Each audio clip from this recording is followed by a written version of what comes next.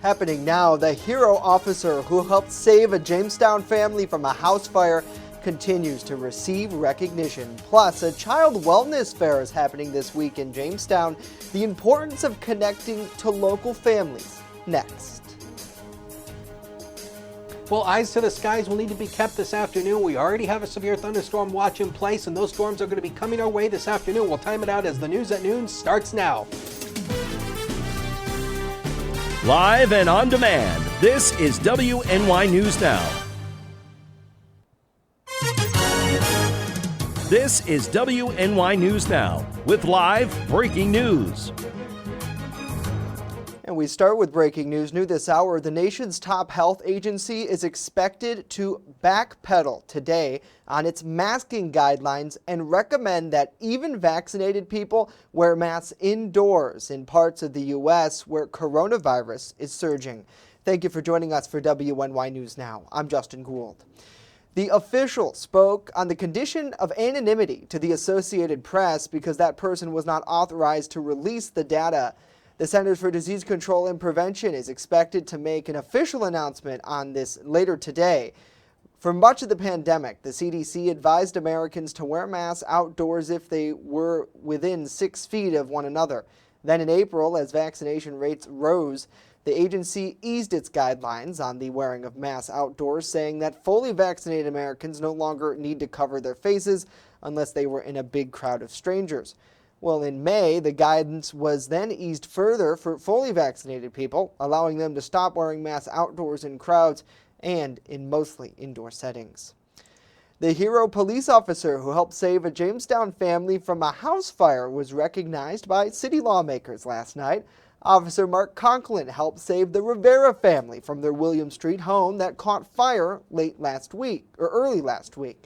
The footage from his body camera has since gone viral, with troves of well wishes posted online from thousands not just here locally but nationally as well. He was recognized by Jamestown City Council and Mayor Eddie Sundquist for his heroism.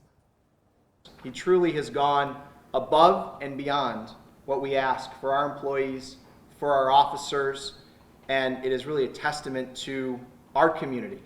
And for that, and I know you don't like this, but we really want to thank you and honor you on behalf of all of the men and women that are here in the police force, our fire department, and your family that I got to meet. Wonderful folks. They're very proud of you, by the way, in case you hadn't known.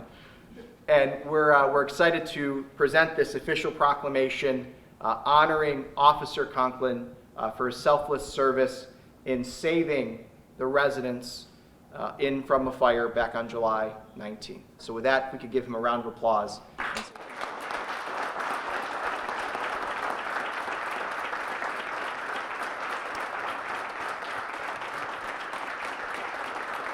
Now, in addition to the recognition here in Jamestown, Officer Conklin will be recognized by State Senator George Borrello during tomorrow's Chautauqua County Legislature meeting.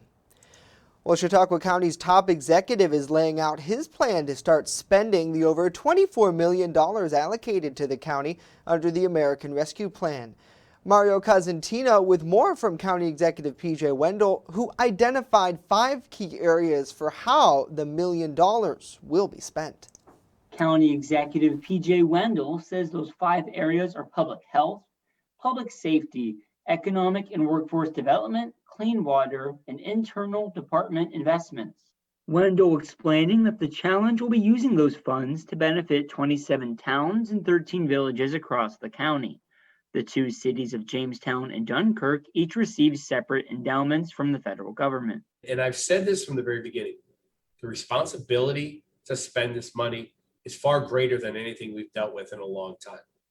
Washington will provide guidance as to how this money can be spent, but those guidelines haven't been completely finalized. The purpose of the funds will be to replace lost revenue from the pandemic. Wendell says that while it is tempting to directly add the funds to the county's budget and provide a temporary tax break, this is not what it is designed for. In a sense, there's an indirect tax savings, but this will take more time as compared to, using half of 24.6 million in a one-time, a boost to our tax base or, to what we've raised to help with the levy. Some of the focuses, according to Wendell, will be on water and sewer systems, as well as increasing broadband internet access. The county will continue to identify other areas of need and will be consulting the federal government's guidelines in that process. This money will be an investment in our future, for the future of Chautauqua County, whether it's our DPF, our public safety, our workforce and economic development.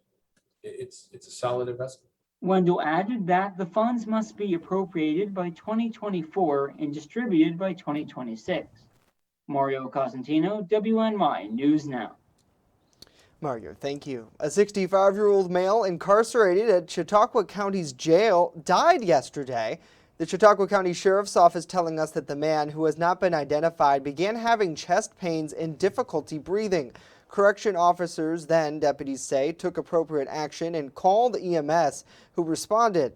The 65-year-old was transported to Westfield Memorial Hospital. Upon arrival at their emergency room, deputies say he was unresponsive and medical staff were unable to revive him. Now, due to new New York State law, the Attorney General's office was notified and now sending a detective to the jail to further investigate. New York State's Commission of Corrections has also been contacted and will conduct their own investigation. Well, a push to re-engage families with the importance of child wellness is happening this week in Chautauqua County. WNY News Now's Christian Riethmiller joining us live in studio with more on what the event aims to do. Christian. That's right, Justin. Hosted by the Chautauqua Connections, a child wellness fair is taking place Thursday in downtown Jamestown. Patrick Smirtolo, the organizer of the Children's Coalition, tells us the pandemic caused many child wellness agencies to lose touch with area families. The fair will offer several activities for kids to enjoy while connecting mom and dad with resources to help them succeed. There's like 32 agencies, from Prevention Works to the Resource Center, Chautauqua Opportunities, the county, WIC will be there. There's all these agencies coming down. They're all going to have representatives at tables. And to re-engage with children and the families and just say, look, we know you need us. We're here. The event will be taking place this Thursday, July 29th, from 11 a.m. to 2 p.m. on Lafayette Street near Northwest Arena, between 2nd and 3rd Streets. Live in studio, I'm Christian Riethmiller, WNY News Now. Christian, thank you. More information about that fair or to connect with Chautauqua Connections Children's Coalition, you can check out their Facebook page or see their website. That's ccchildrenscoalition.com. Well, we thank you for joining us for WNY News Now. Let us know what you think about these stories and more in the comments section down below. Let's now get to Chief Forecaster Dakota Hunter, who's standing by live with a first look at our weather forecast. And I know the threat for some severe storms happening today, Dakota. Yes, we do. We have no severe weather across the region right now. Live look over the Randolph Peaches and Cream sky cam shows you just those clear blue skies, just a couple clouds in the sky, 81, but that dew point is 63, making it feel a whole lot more muggier out there. Now, here's the current radar. Nothing going on across western New York or the southern tier. This is the first line of showers and thunderstorms that are coming across the Niagara Peninsula. These are going to be impacting mainly the Buffalo metro area, but there is some development on the south leg of this. This is going to be moving across Lake Erie. Now, Lake Erie will likely weaken these storms a little bit, but there is a threat that they could regenerate inland. So for that, the National Weather Service has posted a severe thunderstorm watch for all of western New York. Does not include any part of northwestern Pennsylvania, but it's all the counties shaded in pink. This goes until 6 o'clock tonight. So that means between now and 6 o'clock tonight, there will be a threat for some strong to severe thunderstorms. And of course, we'll time out the exact threats a little bit later on, but just keep your eyes to the sky this afternoon. Make sure you have a way of getting watches and warnings. And of course, we'll be here throughout the afternoon, keeping our eyes on it. 81 was the high yesterday, started the day at 57, 97, and 40 are the record highs and lows for this date. So through the afternoon today, early sunshine goes behind clouds, then scattered showers and thunderstorms develop through the afternoon. Some of them again could be strong to severe through the afternoon. Warm and humid, 78 to 85 with a southwest wind, 7 to 16. Now we'll time out that severe weather threat. Then a big weather pattern change as we head into August. We'll talk about that with that 7-day later in the show. Justin.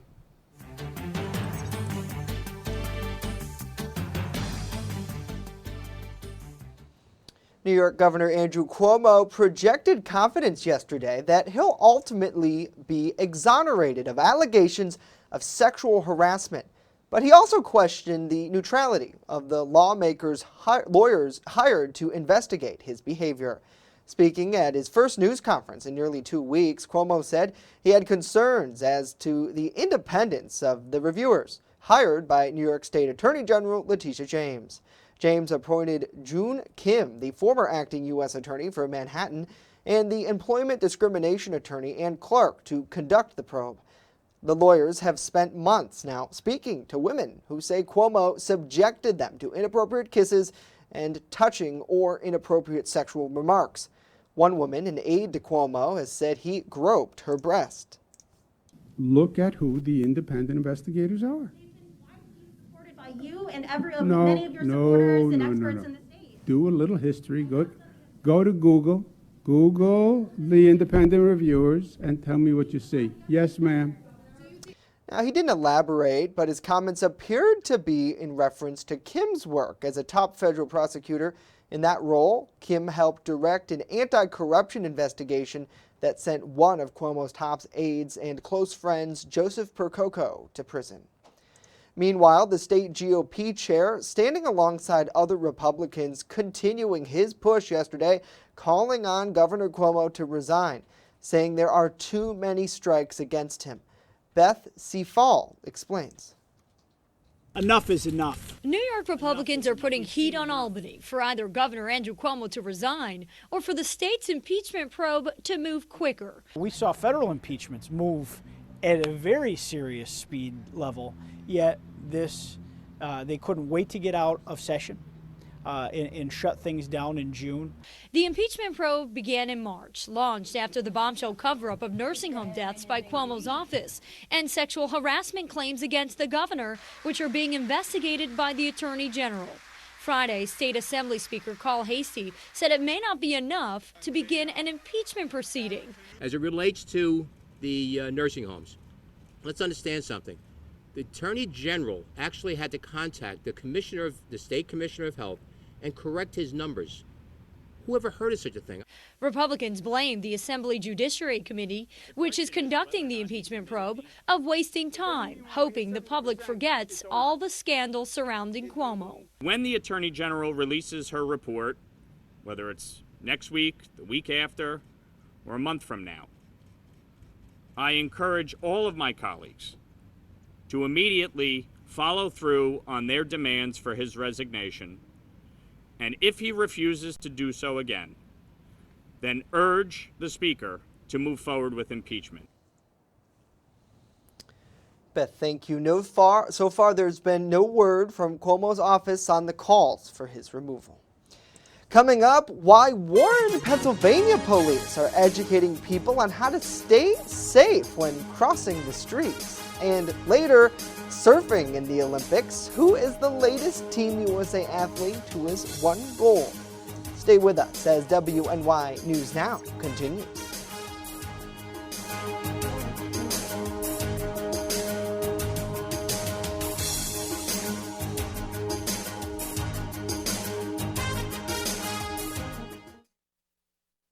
With coverage that matters, this is WNY News Now. EagleZip.com is your local one-stop shop for all of your home and business computer needs. Located on Fluvan Avenue Extension, just outside of Jamestown, EagleZip.com sells and services all brands of desktops and laptops, as well as servers and network equipment for your business. All new computer sales include transferring your data from your old computer plus a 2-year warranty. Call EagleZip.com today. Stop by EagleZip.com today and let us make computers easy for you. Located along the Amish Trail, the Randolph Retail Company offers a variety of clothing, jewelry, and gifts for any occasion. Offering uptown merchandise at small-town prices, our locally owned business balances quality and value. With complimentary gift wrap here at the Randolph Retail Company, we pride ourselves in personal service. Check out our Facebook page or stop in today at 127 Main Street, Randolph, just a 20-minute drive from Jamestown. Have the best summer ever with endless adventures at Girl Scout Summer Camp. Financial aid available, open to all girls. For more information, call or go to gswny.org. You're watching WNY News Now, where coverage comes first. For generations, parents have been teaching their children how to safely cross the street. Well, apparently those instructions did not sink in for everyone. So Warren police have been working the crosswalks, teaching people the fundamentals of walking. John Last, with our Erie News Now partner, explains in his segment, The Last Word. Imagine you're crossing the street, minding your own business, when all of a sudden a police officer comes up to you and starts giving you tips on how to walk safely. That's what is happening in Warren. Officers are approaching pedestrians on Pennsylvania Avenue in the downtown area. They are focusing on the intersections with Hickory Street, Liberty Street, Market Street, and East Street. It's based off data, crash data, stuff like that, pedestrian-involved data, and also complaints. If we have pedestrians or even motorist complaints about pedestrians, that's why we focus on these particular intersections. The officers are not necessarily looking for those who break pedestrian laws. This is more of an educational campaign than an enforcement effort. The officers give pedestrians a pamphlet listing some basic tips on how to stay safe while crossing the street. For example, when you go to cross the street, make sure you make eye contact with the driver. Make sure you look both ways. Just don't assume somebody's going to stop. the pedestrian safety program is part of an $80,000 federal grant presented to communities in Warren, McKean, and Elk counties. Officer Charlie Anderson of Conowongo Township PD says it can also be used for other safety programs to pay overtime for the officers. Impaired driving enforcement, DUI, seatbelts, which we term buckle up, click it or ticket, aggressive driving. Some people may think this is silly. They may think they know all the rules. But in Warren, pedestrians don't seem to mind getting a refresher course on crossing the street. It's been positive. Warren's always a very positive community. The citizens like interacting with the police officers, so it's been positive. I don't think it hurts to have, reminders out there. Everybody needs to be reminded to be safe. With the last word in Warren, John Last, Erie News Now. John, thank you. That pedestrian safety program started in Warren on July 5th, and it ends on August 6th. Well, Senate Majority Leader Chuck Schumer says bipartisan infrastructure talks have reached a critical moment. Yesterday, Schumer put negotiations on notice, saying the Senate could be staying in session through the weekend in order to finish the bill. The chamber is supposed to break for August, but Schumer and other Democrats want to try once more to bring President Biden's infrastructure plan up for debate. Republicans working on the negotiations expected the legislation to be ready earlier this week. We have reached a critical moment. The bipartisan group of senators has had nearly 5 weeks of negotiations since they first announced an agreement with President Biden. It's time for everyone to get to yes and produce an outcome for the American people. Earlier yesterday, former President Donald Trump issued a statement urging Republican senators not to work with Democrats on negotiations. Schumer, in turn, called on the Republican colleagues to ignore him, saying, quote, he's rooting for our entire system to fail. Well, it's a historic day on Capitol Hill as the House Select Committee is investigating the January 6th attack in their first hearing. Capitol and Metropolitan Police are delivering their own first-hand accounts of the insurrection that rocked the nation. Dale Forges in Washington. The first hearing from the House Select Committee investigating the January 6th attack, focusing on the officers on the ground when rioters stormed the Capitol. We would like the public to be able to see and understand what it was like to be on the front lines that day. Among those testifying, Capitol Police Officer Harry Dunn. Here we are giving so much and putting our lives on the line to protect democracy and keep it, and we're being called racial slurs, traitors. Republicans call the hearing nothing more than a partisan witch hunt. I don't see how the basis of this report would ever come back that anyone would give it credibility. House Minority Leader Kevin McCarthy pulling all 5 Republican members he selected to join the committee after House Speaker Nancy Pelosi rejected 2 of them, Representatives Jim Jordan of Ohio and Jim Banks of Indiana. The 2 that I would not appoint are people who would jeopardize the integrity of the investigation. The committee will still have Republican representation from 2 members appointed by Pelosi. Liz Cheney and Adam Kinzinger keep the committee bipartisan while keeping out any of former President Trump's allies. Put some facts on the table, in particular to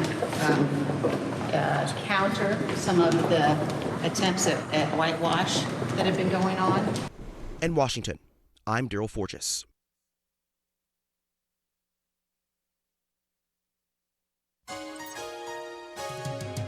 Fast, accurate, and everyday. First Defense Weather.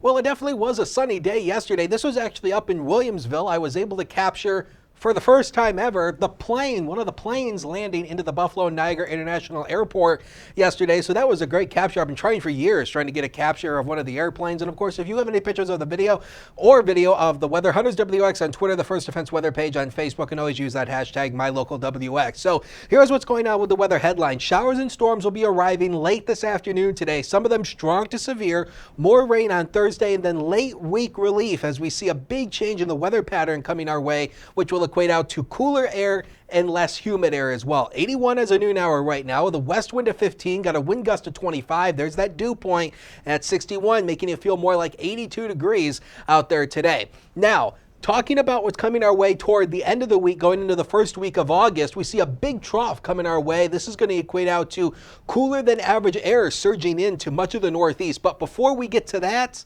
we have to get through today. So there is a standard slight risk. There is all this yellow shade from a line from Mayville, Ripley, to Salamanca, further to the north, and then everyone else is under that low-end marginal risk. And understand, we already have that threat for severe thunderstorms already. So here's the impacts for you for today. This is mainly looking like a damaging wind event. There could be some large hail within there as well, and also heavy rain and lightning could be an issue as well. Again, we've seen cloud-to-ground lightning cause issues before, so keep your eyes to the sky on that. So here's the current look at the radar. Storms still moving over the Niagara Peninsula. They're moving to the east southwest. They're kind of moving like this and this. There's almost a northward component of motion to these things, and these are going to be moving through. This is round 1. There's going to be a second round moving our way later this afternoon, and that's where the main severe weather threat comes in. So again, severe thunderstorm watch for all of western New York until 6 o'clock tonight. Does not include any part of northwestern Pennsylvania, but keep in mind between now and 6 o'clock, you could see a strong to severe thunderstorm with strong damaging winds and large hail. All right, let's take you through the computer modeling. Notice how we basically stay dry through at least much of the afternoon. Not going to rule out the chance of a shower or storm early, but notice the cluster of storms starting to move in through the late afternoon hours. This is going to be the cluster that we have to watch. Again, Lake Erie will likely weaken these, but there is a chance these storms will regenerate as they move inland. Now, tomorrow we should have a mainly dry day tomorrow, and then by the time we head into Thursday, we'll start to see more clouds developing on Thursday, and then the chance for more widespread showers and thunderstorms after that cold front. That's going to be the big weather changer as we go into early into the weekend into early next week. So let's take you through the zone forecast here. Inland areas today likely around 80 degrees, but watch out for those afternoon showers and thunderstorms, some of them strong to severe. Next 7 days right here, 76 tomorrow, 75 on Thursday. That's out ahead of the cold front. Look at what the front does. 71 on Friday. Some spots will stay in the upper 60s all day, mainly dry Saturday. Sunday, just a passing shower, no big deal. And then Monday, looking like a mainly dry day with temperatures in the lower 70s. We'll be right back.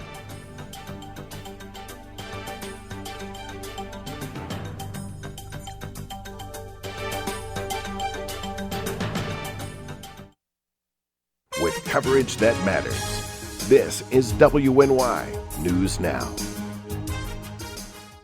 I know what you're thinking. I need a job. I need a new career. Well, I've been there. I've been there. I've been there. I wasn't happy with what I was doing. After high school, I didn't have a plan. I just wanted to start working. I got laid off twice, but you gotta keep going. You just need the right skills. Find an apprenticeship. I found a 2-year IT program. I found a medical course online. I'm now a consultant in the tech space. You have more options than you think. You can do this. You will find something. You will find something new.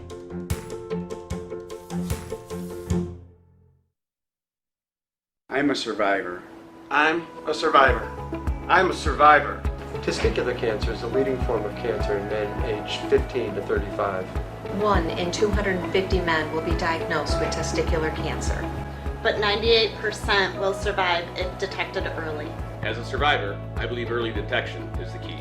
Learn how to do a testicular self-exam and other important facts about testicular cancer at oneball4tc.com. You're watching WNY News Now, your source for breaking news. Surfing made its Olympic debut a short time ago. Organizers moved the event up today to get it in before a tropical storm hit. Despite the storm, fans and athletes are celebrating surfing's long journey from alternative sporting to mainstream.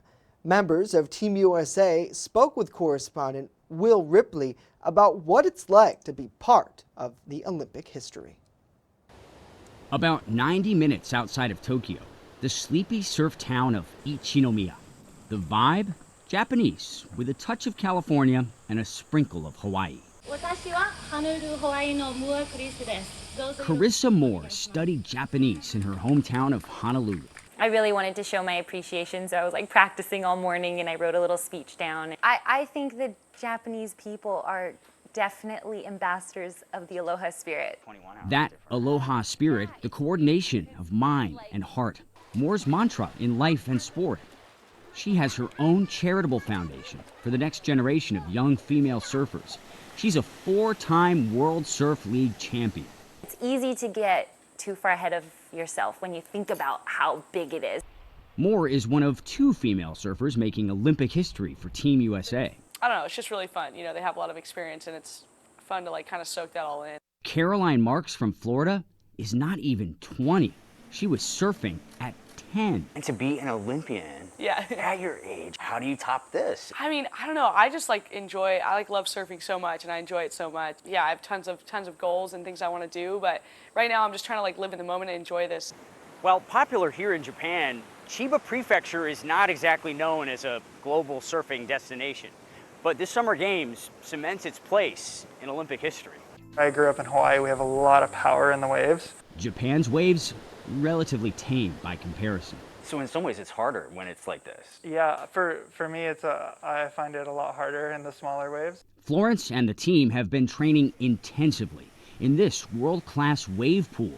There were whispers of moving the Olympic competition to perfect swell Shizunami, but a typhoon in the region is serving up some even sweeter swell on the coast. A new wave of Olympic greatness on the black sands of Japan. Will Ripley in Chiba, Japan. Will, thank you. Now, Moore with the United States was among the first Olympic surfing champions crowned today, bringing home the gold medal. Certainly congratulations to her. And you look at it, Dakota, it seems like it just gets more exciting every day as we move through these Olympic Games. And when you look at surfing, they really, I think, had good conditions brought by that tropical storm. I know they were talking about that this morning on the Today Show about how the storm was moving just far enough north that it brought in some of those waves. And obviously they have the proper training and the proper folks on the shoreline to keep them safe. But pretty cool nevertheless. So. Yeah, and I mean, and I think that, at least in the weather aspect, I think that goes to show you how, something we talk about a lot during tropical systems is how, the impacts can be felt several hundred miles away from the storm centers. So, I mean, thank goodness that the storm moved away from that exact location so they weren't directly in the path. Because, I mean, I know that there was a lot of concern about where that typhoon was going to go and how it could impact the Olympics. So, good thing that it moved a little bit north of that location and they were able to get that surfing and event. good for Team USA for putting so much effort into it. So proud of our athletes. Great to see Don.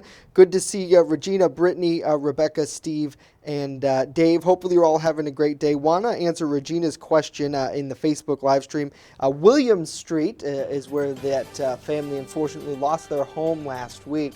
And right now they are on search for another apartment. So we wish them well. And again, check out their GoFundMe if you have a chance. That's going to do it for us. We are back tomorrow. Have a great day.